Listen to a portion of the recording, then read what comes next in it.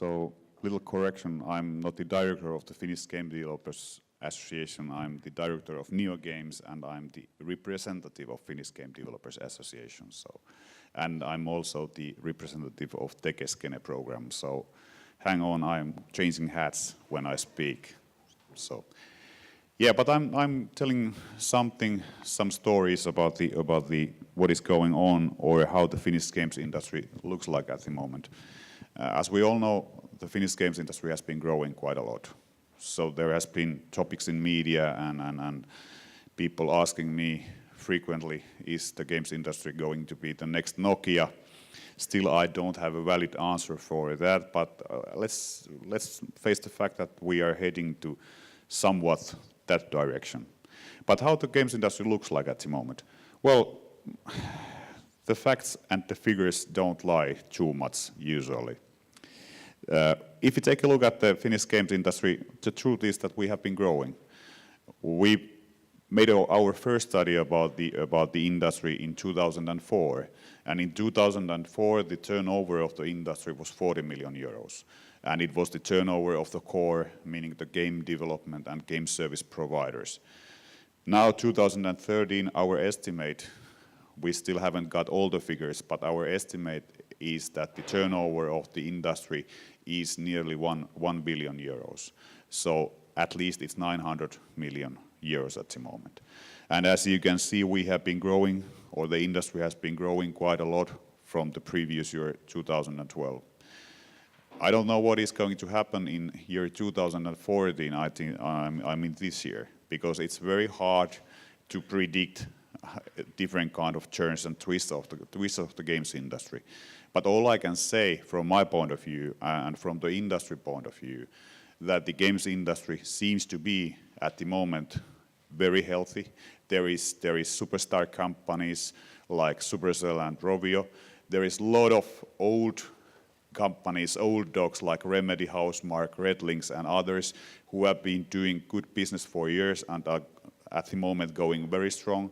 There is a lot of startups. We estimated, or didn't estimate, but actually calculated that year 2011 and after that there has been established 130 new game companies. So 130 startups during last couple of years. And then there is a lot of companies, for instance, if you go to the other side, there is Next Games, which is one typical example of a company which is we call second round company. So those guys who established Next Games, they all have been working in different game studios before Next Games. And it seems to be that we have a lot of those companies also available at the moment.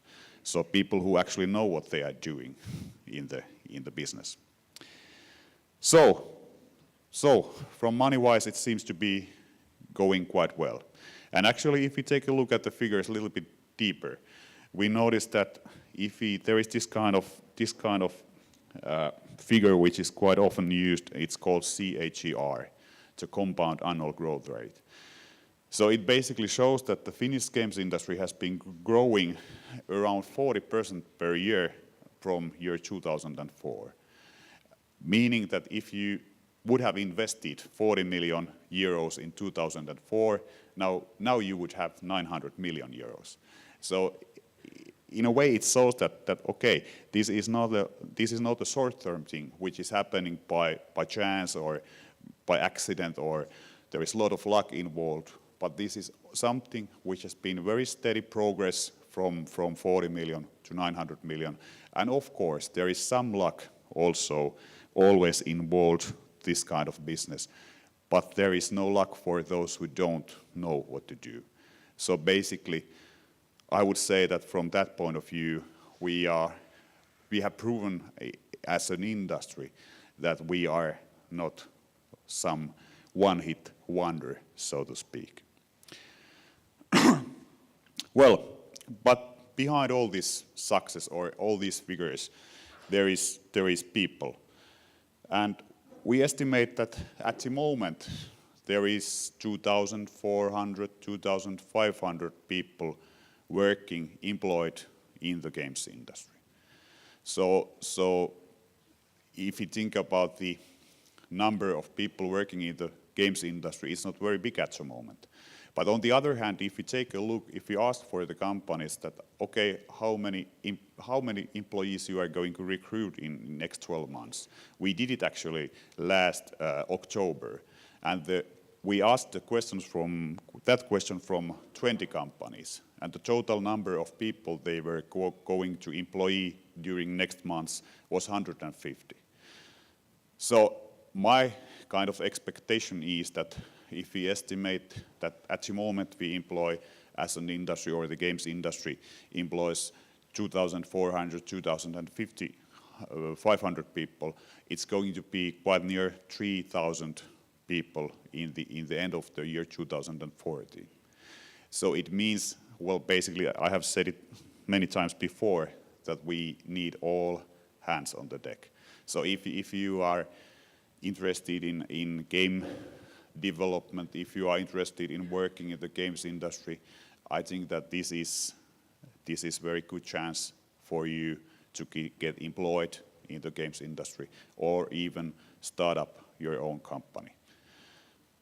One of the things is that at the same time when the industry is growing and the companies are growing, there is different disciplines in the industry, disciplines or jobs we haven't seen before.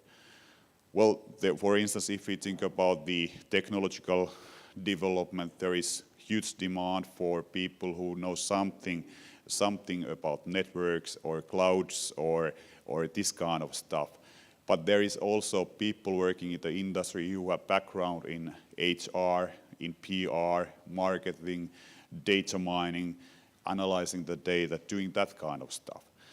And it means that basically at the same time, when the industry is growing in value and growing in numbers of people, also the disciplines the industry can employ are getting bigger, or the variety of people employed in the games industry is expanding. And if you think about figures a little bit deeper, I'm a guy with the figures. Hang on with me. I like figures. They are a very good way to measure some things, not all of them, but some things. But if you think about the games industry, one of the things is that, okay, 5 years ago in the games industry, we only had the core. The core is the game development, is still the essence of the games industry. The essence of the games industry is in developing good games. But if we measure the economical value of the industry, it would be unfair if we didn't take account also those other areas from which the games industry is able to bring money to the national economy, from national economy point of view. And those are, for instance, investments, mergers and acquisitions, and merchandise and licensing business. So these are some of the things which also can generate value, in which the games industry can generate value to the national economy. And of course there is other things like amusement park activities. Well, for instance, Angry Birds, which is, I think, that one of the heaviest licensed products in the world at the moment. It can also generate value through the amusement park business and businesses like that, which should also be included to this kind of overall view for the games industry. And one of the things is that if we think about games industry like 10 years ago, there were around 35 companies in capital area and 5 companies outside the capital area. At the moment it seems that the companies or the games industry is more evenly spread all over Finland.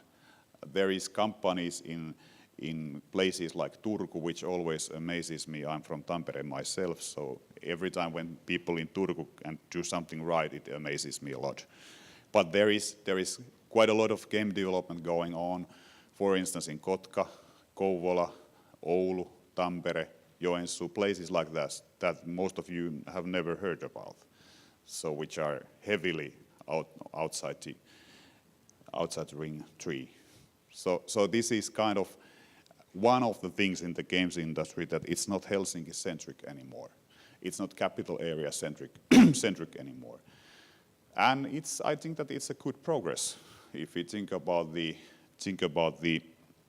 progress of the games industry, it's very good that things are also happening outside the capital area. And when we think about the nature of the beast in a way that, okay, if we think about the money part, around 95% of the turnover of the Finnish games industry comes from exports. So basically, for most of the game developers, the main markets are in North America, in Western Europe. So it's not so far away if you go to San Francisco from Oulu or from Helsinki. It's almost the same distance. Yeah, but this is basically what is going on at the Finnish games industry. We are growing. The industry is very healthy in a way that we have different kind of companies. We have big ones, superstar companies. We have old dogs which are doing well. We have startups, fresh startups, and we have second round startups. The industry is spreading all over Finland, and it seems that in that sense, the core of the industry, the essence of the industry is very healthy, although it's very hard to predict what is going to happen. One of the questions which is often asked from me is that, well, what is the reason for this kind of progress? How is it possible? What are the reasons behind this kind of success? There is no one single reason for that. I think that it's a multitude of reasons. There is multiple reasons, and here I have listed some of the possible answers, or partial answers for the question. One of them is, of course, technology. Finland has always been an engineering country. We have always had our way with the technology. We always have been, in that sense, we have been on the cutting edge of the technology. Especially when it comes to the mobile, partly due to the Nokia, which used to be a great company. Now it's only a big company. Of course, there is this public R&D funding, which has been quite essential for many Finnish game developers. It's not a big sum of money, maybe 5 to 7 million euros per year, but it has been a very essential for the companies, since it has given some leverage for the companies to get the funding outside Finland also and stay on the cutting edge of the technology. Well, domestic market. We have very small domestic market, and to be honest, it's a blessing for us. If you go to the UK, or if you go to Germany, or if you go to France, which are the biggest game developers in Europe at the moment, they have a domestic market, and if you have a domestic market, you always have a tendency to stay in the domestic market, because it's easier for you to stay in the domestic market. We don't have a domestic market. We have to go abroad. If we want to make lucrative business, we have to go abroad. There is no choice other. Well, fourth thing I would say is this best practice sharing. One of those places people share best practices is IGDA, for instance. How many of you are coming to IGDA gathering? I have heard rumors that there is free beer. So Redlings is going to launch trials, and they are offering some free drinks. So reconsider your plans for the evening. Yeah, but this kind of things like IGDA, they have been very crucial for the best practice sharing between the companies. And let's be honest, in a country small like Finland, which is actually not a country, more like a country club, best practice sharing is something we have to do. It benefits all of us.